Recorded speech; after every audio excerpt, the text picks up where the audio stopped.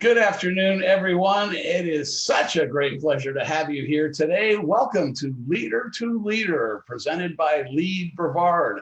This is your midweek lunch break, chance for you to get some opportunities to hear what's going on in the world of leadership from our local leaders, how they're doing their thing during this time, and all kinds of few other things that we managed to get to talk about. It's a great day here in Florida. As I said, I'm Geo Ropert, your host from Ropert and Partners Public Relations. I've been doing this for a few weeks now and enjoying every single minute of it. I am a 2001 graduate of Leadership Brevard, the best class without dispute, although each of my guests have disputed that. And I'm sure that will not change come today because our guest, of course, is one of our Leadership Brevard graduates too. And we'll be introducing her in just a couple of minutes here. Do want to take the opportunity to remind you that it is Memorial Weekend coming up. I've had so many people that have said, oh my gosh, you're right. That's coming. And I guess it's a weird month because normally everybody's ready for it. And I think if it had been any other day and any other month of any other year, we would all be ready for this break right now. But I can tell you what, I certainly am. And so the regular show that I do on the other side, on my Ropert and Partners side, I am taking the day off and maybe I'll go play a little golf, but I hope that everybody will be enjoying themselves and getting out, enjoying their social distancing, but enjoying the fact that it is Memorial Weekend. So a great time will be had by all. It is something that we do for you. This is, I give you a little history here. Leadership Brevard really wanted to be able to continue the leadership conversations that we have within the organization and within our community during this time of COVID-19 and social distancing and businesses closing and doing all these kinds of things. And so we really kind of put our heads together and came up with Leader to Leader. So we do this every Tuesday, Wednesday, and Thursday at 12:15 p.m. It's on the Facebook Live page of LEAD Brevard, and you can catch it there. If you're watching us now, thank you so much for joining us. If not, and you catch the replay, it's up there. And so easy access at your convenience. And each of these conversations is really a showcase of the graduate of Leadership Brevard.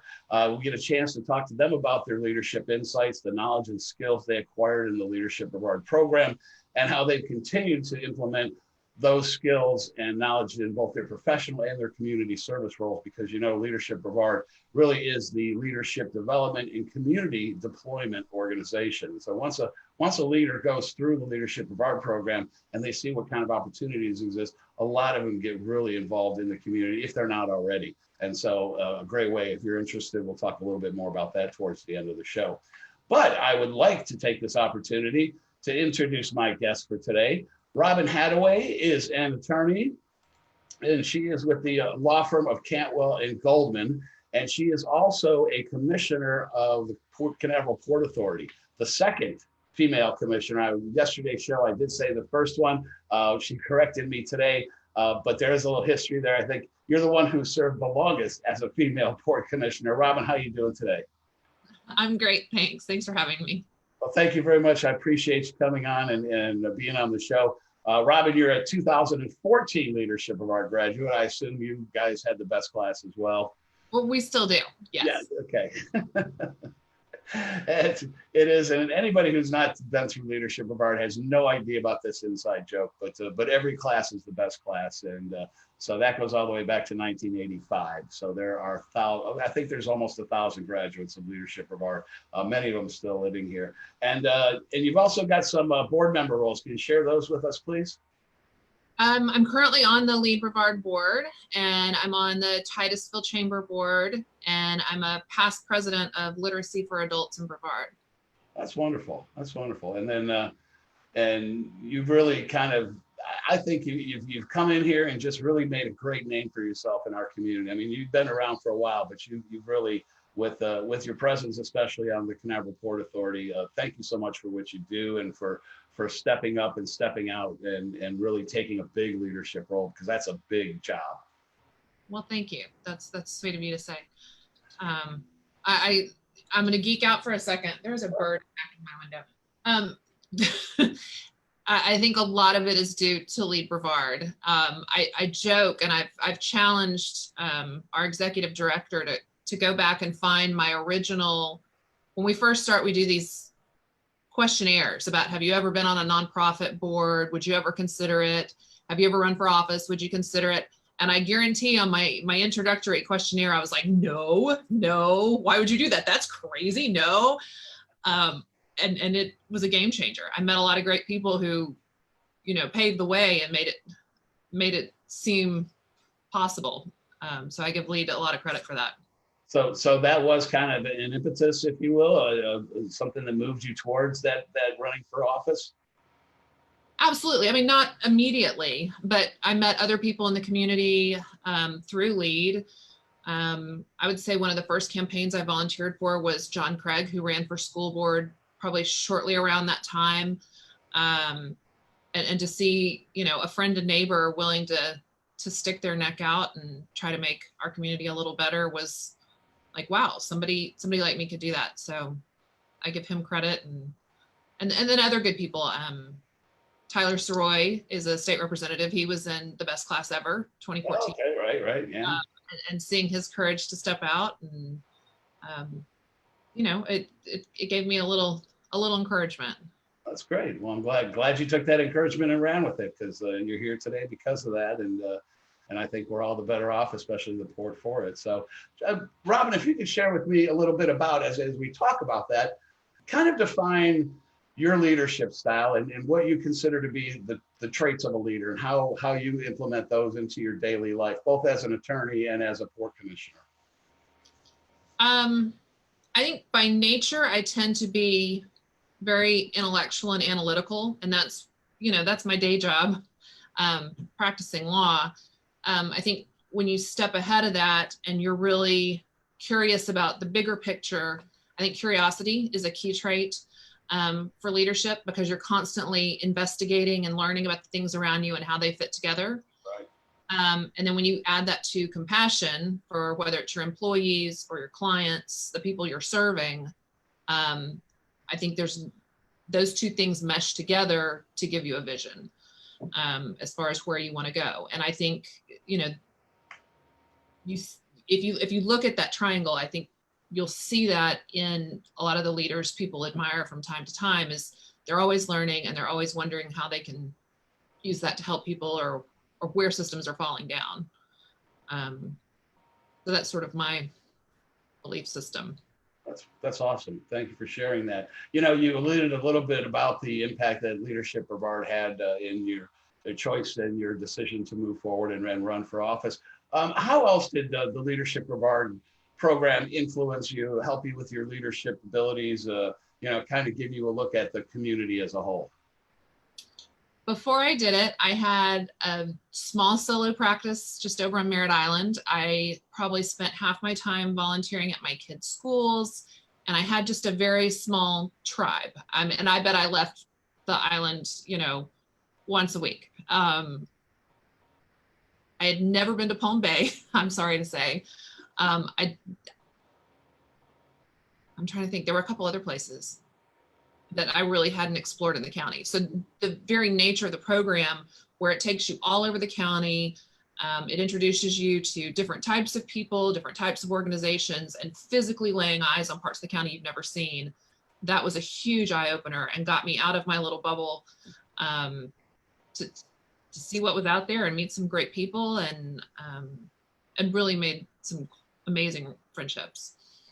Yeah, that's one of the things I always tell people when I'm sharing Leadership Brevard. I said that I moved here in '82 and thought I pretty much had a handle on where everything was. I did discover Palm Bay. I actually had a friend there, and way back then, traveling from Cocoa Beach to Palm Bay was nothing. Nowadays, I live here in Vieira, and going down to Palm Bay is like, oh my gosh, that's a day trip. I better pack a lunch and some clothes. In case I'm gone longer than I think, it's going to take me forever with 72-mile county. But you find out that there are just so many interesting places that you didn't know existed. That this is a really diverse county. We have 3 different climates in our 72 miles, and we've got industries and sectors that are so diverse from MIMS to MICO that unless you go through this program, I don't think you really ever, even if you live here and are a regular explorer, get to find the diversity that this county has. Absolutely. As also kind of share with us, do you have a particular leadership highlight, something that where your leadership skills were really called into action, and you had to take the reins, take the lead, or in some other way really take what you know and put it to good use? Maybe it's what's on my mind this week, but we had a Port Commission meeting yesterday, and for the last year and a half, really since my first meeting, I've really had a passion for workforce development as it concerns the port. The port's a huge economic engine throughout Central Florida, and I felt like we needed to connect that better with the Brevard schools and the young people here. So I started a junior port ambassador program a year ago, and we recognized those high school students yesterday at the meeting. Admittedly, their program got cut short, and I hate that for them, but we're going to keep working at it, and we're going to have a new class in the fall. And then taking that a step further, I've been working with the adult ed program at Brevard Public Schools, and the Port Commission passed a resolution yesterday in support of that program and its upcoming apprenticeship. It's working for an apprenticeship grant, and they've also gotten some job growth grants, so we can connect up workforce, job certifications, and apprenticeship and job opportunities at the port, harnessing that workforce in the community.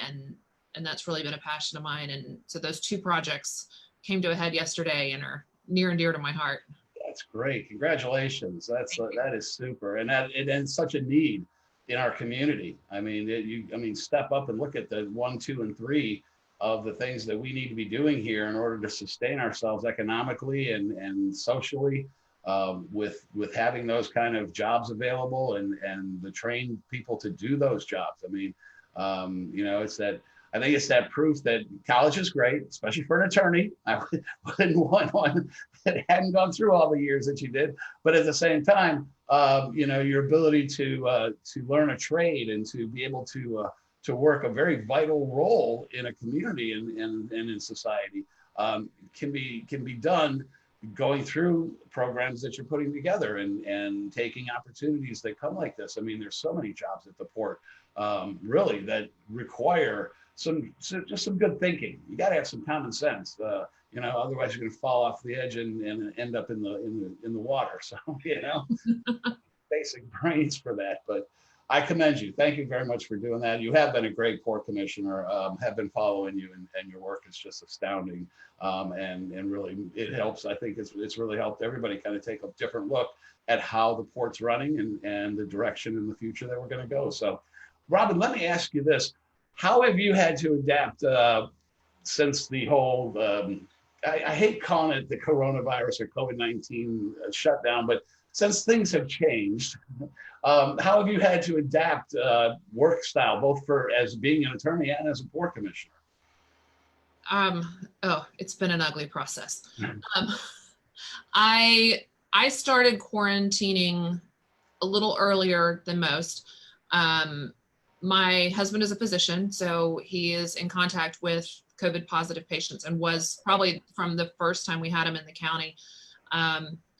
Early on, he sent me a picture of himself in the full PPE going in to treat a patient. And I think he was trying to reassure me that, we're doing great. We've got the supplies. It's going to be fine.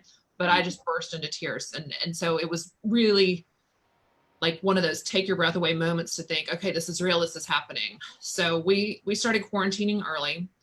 I was in my house with 2 giant teenage boys, fighting for internet bandwidth from day one, and made it probably 8 weeks working from home. And I did pretty well with remote access to the office. Our office was still open for some essential functions, with different people handling it differently.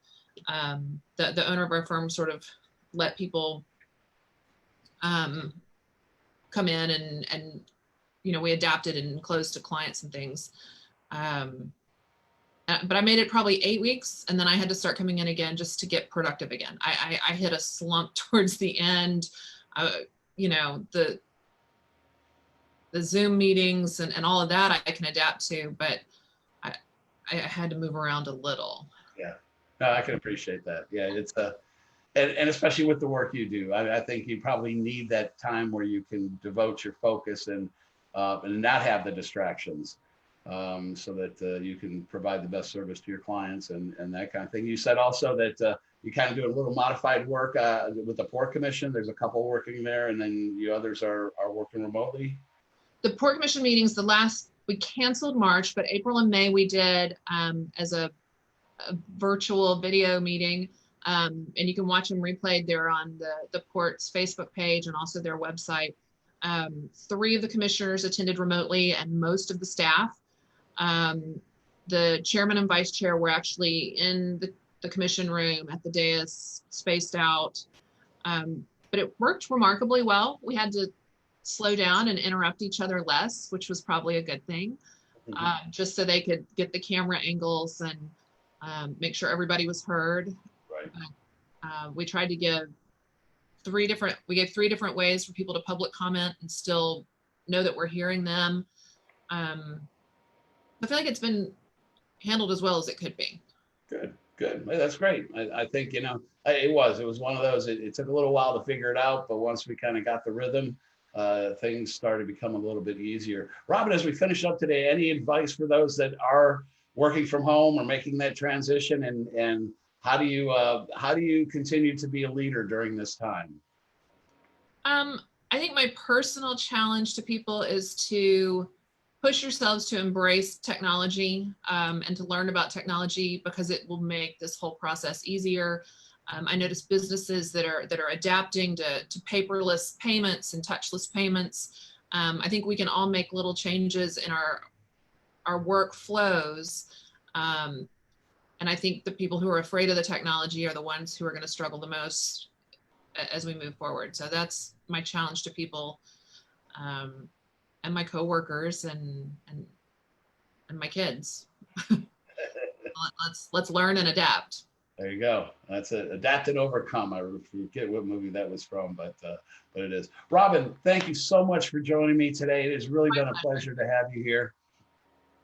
And continued best of luck, and thank you again for all you're doing out at Port Canaveral, and for the work that you're doing in our community. I know there's a lot of people count on you, and we're looking for nothing but great things as you continue to move forward. So have yourself a great day. I want to thank Robyn Hattaway for being my guest today. Don't forget, Leader to Leader happens every Tuesday, Wednesday, and Thursday at 12:15 p.m. live on Facebook at the LEAD Brevard page. Coming up next week, actually, on Tuesday, we're going to have Vinny Taranto. He is going to be joining us. Also, we'll have Dale Dupree and then Beth Gitlin. Beth was actually, I think, my first guest, and I completely screwed up the recording and the Facebook Live that I am actually having her back for round 2, and we're going to get it right. So thank you so much. Everybody, have yourself a great Memorial weekend. Stay safe, stay social, stay distant, and we'll keep you happy and healthy, and we will see you on next Tuesday. I'm Geo Ropert for LEAD Brevard. Have a great one. Thanks, everybody. Goodbye.